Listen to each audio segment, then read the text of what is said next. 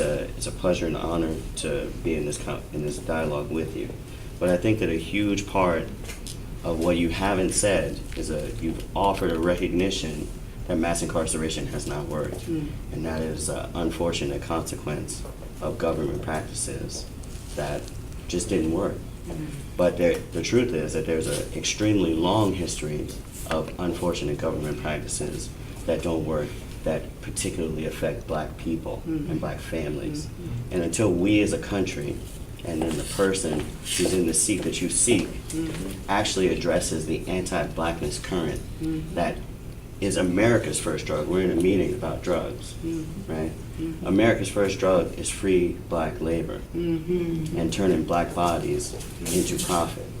And the mass incarceration system mirrors an awful lot like the prison plantation system. It's the same. It's a similar thread, right? And until someone takes that message and speaks that truth to white people in this country, so that we can actually take on anti-Blackness as a founding problem in this country, I don't believe that there's going to be a solution, because what the conversations that are happening now and why there's so much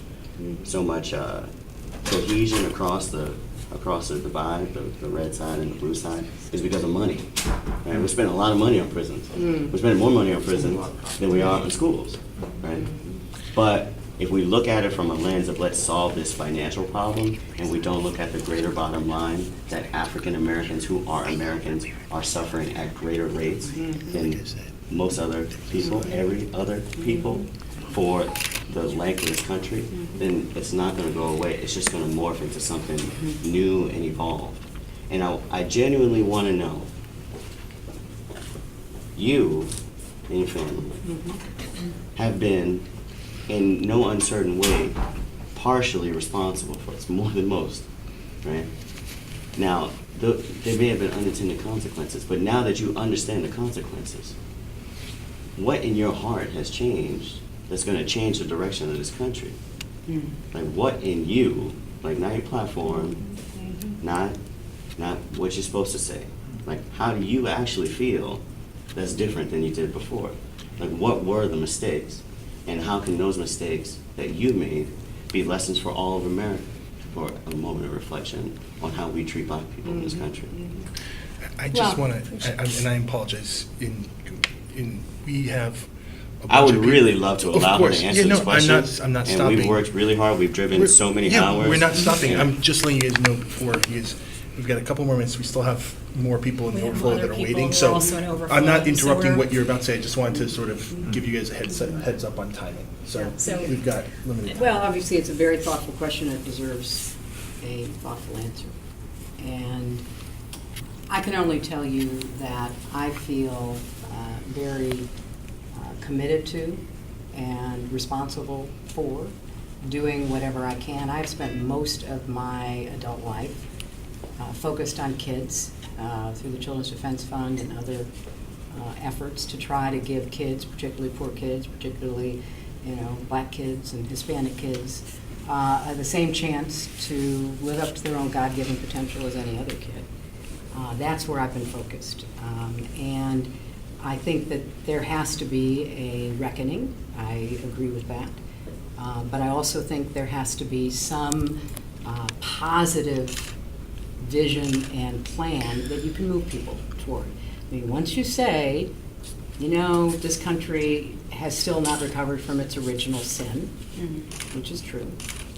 Once you say that, then the next question by people who are on the sidelines, which is the vast majority of Americans, the next question is, well, so what do you want me to do about it? What am I supposed to do about it? That's what I'm trying to put together in a way that I can explain it and I can sell it. Because in politics, if you can't explain it and you can't sell it, it stays on the shelf. And this is now a moment in time, just like the civil rights movement or the women's movement or the gay rights movement or a lot of other movements reached a point in time. The people behind that consciousness raising and advocacy, they had a plan ready to go. So that when you turn to, the women's movement, we want to pass this and we want to pass that and we want to do this. Problems are not all taken care of, we know that. Obviously, I know more about the civil rights movement in the old days because I had a lot of involvement in working with people. So they had a plan, this piece of legislation, this court case we're going to make, et cetera, et cetera. Same with the gay rights movement. We're sick of homophobia, we're sick of being discriminated against, we want marriage equality, and we're starting in the States and we're going to keep going until we get it at the highest court of the land. So all I'm saying is your analysis is totally fair. It's historically fair, it's psychologically fair, it's economically fair. But you're going to have to come together as a movement and say, here's what we want done about it. Because you can get lip service from as many white people as you can pack into Yankee Stadium and a million more like it, who are going to say, oh, we get it, we're going to be nicer, okay? That's not enough, at least in my book. That's not how I see politics.